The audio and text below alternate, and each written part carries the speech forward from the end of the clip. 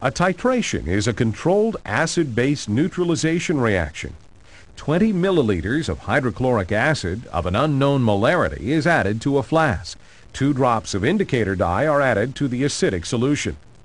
This indicator dye is clear in acidic solution and pink in basic solution. The burette is filled with a sodium hydroxide solution of known strength and an initial reading is taken.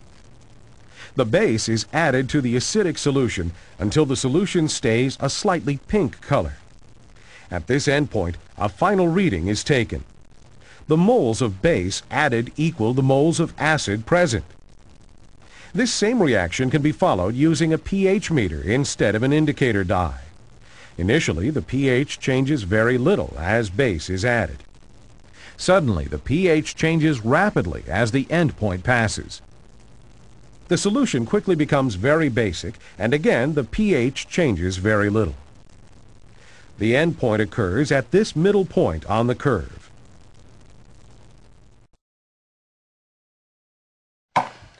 The following video asks us to graph the line y equals 1/3 x minus 3. To do this, we're going to use the slope-intercept form of a line, which is y equals mx plus b, where m is the slope and b is the y-intercept. So, in this case, the slope is 1/3 and the y-intercept is -3. So the first thing you always do on these problems is to graph the y-intercept. So we're going to go over to that line that is on the y-axis, and the y-axis is always the up and down arrow, right? You see you've got 2 arrows on there, one going horizontal and one going up and down. And the up and down is the y-axis. And so we're going to go down -3 from the center, and that's going to be our y-intercept. The slope, 1/3, is what we deal with next. And the slope is the rise over the run. The rise in this case is 1. The run is 3. So we're going to go up 1 in the same time that we go over 3. So you go back to our y-intercept, and we're going to go up 1 and then to the right 3 and make a point. And then we're going to do that again, up 1 to the right 3. And actually you can go the other direction and just do the opposite. Down 1 to the left 3. And down 1 to the left 3 if you wanted to keep going. And we draw in our line, and that gives us the graph of y equals 1/3 x minus 3. That's what that line represents, is that equation. So we're going to do another one of these, and we're going to use y equals mx plus b again. This time the slope is -4. And whenever we have an integer, we always do -4 over 1, which you'll see in a second.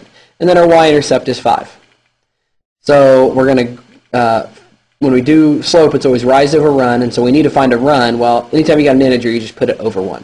Okay, so we're first going to graph the y-intercept, which is 5. So we go to the y-axis again, and we make a mark where the y value is 5 on the y-axis. Then our slope's -4, so our rise is -4. So we're going to go down 4, because negative means down. And then you got to go to the right 1. Then we're going to go down 4 again and to the right 1. You've got to go to the right 1 or you're going to mess up. So we can draw a line between those 3 points, and that represents the graph of the line y equals -4x plus 5.